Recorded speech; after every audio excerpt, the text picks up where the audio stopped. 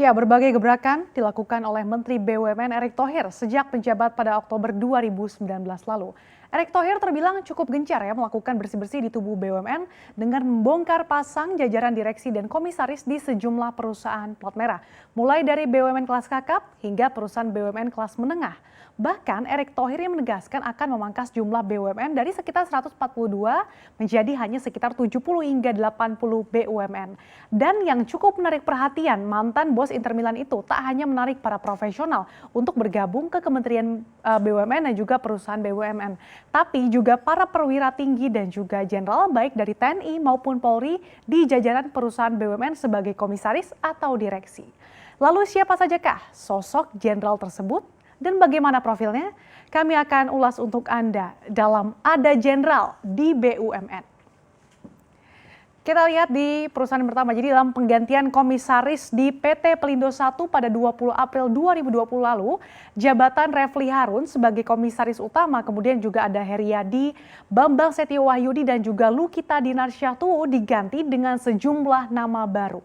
Dan di antara nama jajaran komisaris Pelindo 1 yang baru ada nama Ahmad Jamaluddin di posisi komisaris utama menggantikan posisi Refli Harun.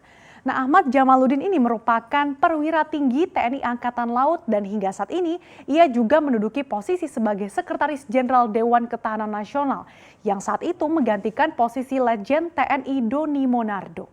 Ahmad Jamaluddin mengawali karirnya di Akademi Angkatan Laut pada 1980. Selain pernah mengisi posisi sebagai pembantu Deputi Urusan Lingkungan Strategis Regional, Kedeputian Pengkajian dan Penginderaan pada 2012 hingga 2015, ia juga pernah menjabat sebagai Deputi 4 Bidang Koordinasi Pertahanan Negara, Kementerian Koordinator Bidang Politik, Hukum, dan Keamanan Indonesia.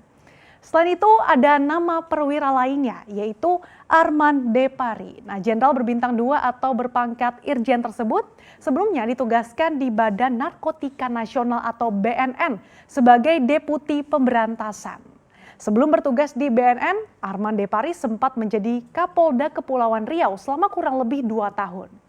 Jenderal yang kerap muncul saat BNN berhasil meringkus bandar narkoba ini pernah menduduki posisi sebagai Direktur Reserse Narkoba Polda Metro Jaya hingga di Mabes Polri. Sebelum fokus di bidang pemberantasan narkoba, Irjen Arman Depari ini pernah juga menjadi Kadensus 88 Polda Sumatera Utara.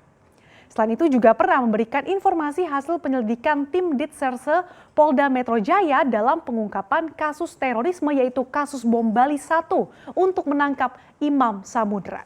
Kita lihat lagi di slide selanjutnya.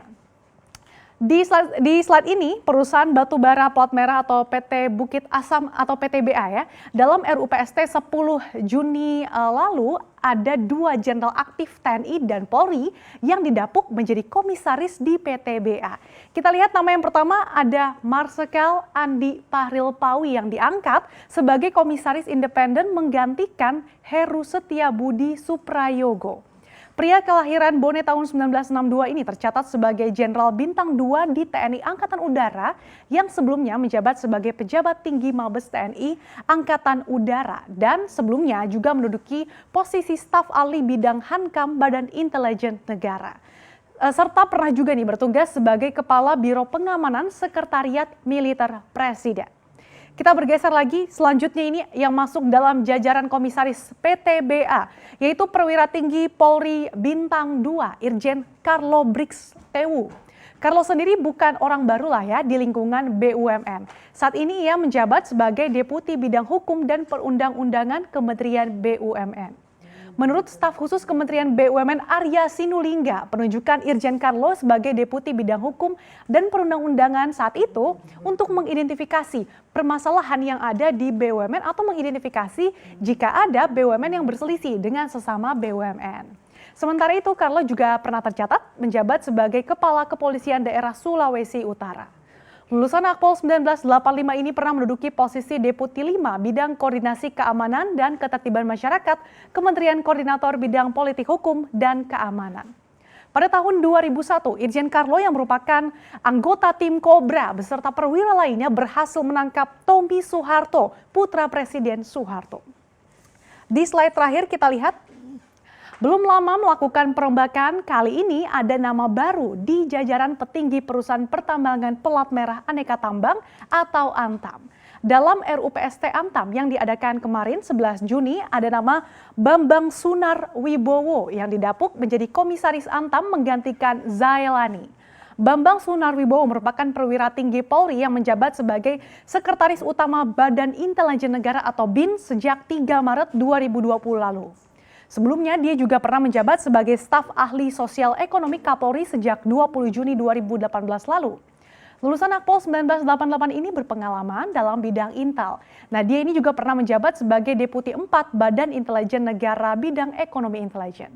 Jadi kalau kita lihat ya memang langkah Erick Thohir dalam memilih Jenderal Polri maupun TNI di tubuh BUMN tentu saja tidak terlepas dari sejumlah pertimbangan. Mustafa Abu Bakar menilai dari segi good corporate governance atau GCG memang sangat penting untuk menyehatkan BUMN yang dirasa belum efisien. Oleh karena itu penempatan sosok jenderal di jajaran petinggi BUMN tersebut cukup penting karena dibutuhkan dukungan leadership manajemen yang kuat, kemudian kapabilitas dan juga integritas baik itu di tingkat komisaris apalagi di jajaran direksi. Dan TNI Polri dianggap memiliki pengalaman termasuk dalam mengelola perusahaan yang memerlukan penguatan manajemen dan juga GCG. Meski begitu, Mustafa Abu Bakar mengatakan tidak perlu begitu ya untuk mendikotomikan apakah itu Polri, TNI ataupun orang sipil. Yang terpenting adalah mereka yang memiliki kemampuan leadership dan juga tata kelola perusahaan yang baik.